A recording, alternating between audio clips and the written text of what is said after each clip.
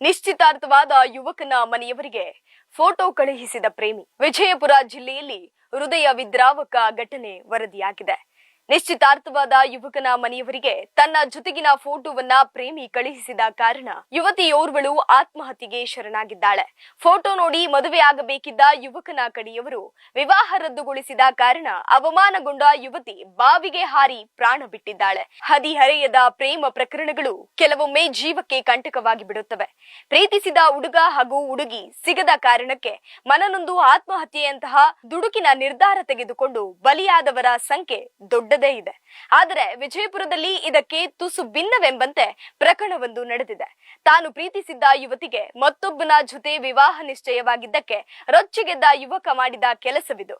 ಹೌದು, ವಿಜಯಪುರ ಜಿಲ್ಲೆಯ ಜಿಂದಗಿ ತಾಲೂಕಿನ ಬಂದಾಳ ಗ್ರಾಮದ 22 ವರ್ಷದ ಯುವತಿ ಜಯಶ್ರೀ ಮದುವೆ ಮಾಡಲು ಮುಂದಾಗಿದ್ದ ಕುಟುಂಬಸ್ಥರು ಈ ಸಂಬಂಧ ನಿಶ್ಚಿತಾರ್ಥವನ್ನ ನಡೆಸುತ್ತಿದ್ದರು. ಆದರೆ ಜಯಶ್ರೀ ಈ ಮೊದಲು ಶ್ರೀಶೈಲ್ ಬಡಾನೂರು ಎಂಬಾತನನ್ನ ಪ್ರೀತಿಸುತ್ತಿದ್ದಳು ಎನ್ನಲಾಗಿದ್ದು, ಈಕೆಯ ವಿವಾಹದ ವಿಷಯ ತಿಳಿದ ತನ್ನ ವ್ಯತಿರಿಕ್ತವಾದ ವರ್ತನೆಯಿಂದ ಕುಟುಂಬಸ್ಥರಿಗೆ ಆಕೆ ತನ್ನ ಜೊತೆಗಿರುವ ಫೋಟೋಗಳನ್ನ ಶ್ರೀಶೈಲ್ ಕಳುಹಿಸಿಕೊಟ್ಟಿದ್ದಾನೆ. ಅದನ್ನ ನೋಡಿರುವ ಯುವಕನ ಕಡೆಯವರು ಏಪ್ರಿಲ್ 27ರಂದು ನಿಗದಿಯಾಗಿದ್ದ ಮದುವೆಯನ್ನ ಕ್ಯಾನ್ಸಲ್ ಮಾಡಿದ್ದಾರೆ.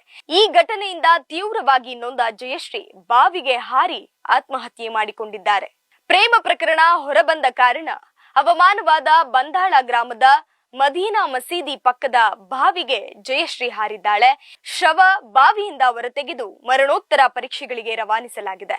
ಮನೆ ಮಗಳ ಸಾವು ಕಂಡು ಕುಟುಂಬಸ್ಥರ ಆಕ್ರಂದನ ಮುಗಿಲು ಮುಟ್ಟಿದ್ದು, ಮಾಡಬಾರದ ಕೃತ್ಯ ಮಾಡಿರುವ ಪಾಗಲ್ ಪ್ರೇಮಿ ಶ್ರೀಶೈಲ್ ಬಡಾನೂರು ಮೇಲೆ ಕಾನೂನು ಕ್ರಮಕ್ಕೆ ಒತ್ತಾಯ ಕೇಳಿ ಬಂದಿದೆ.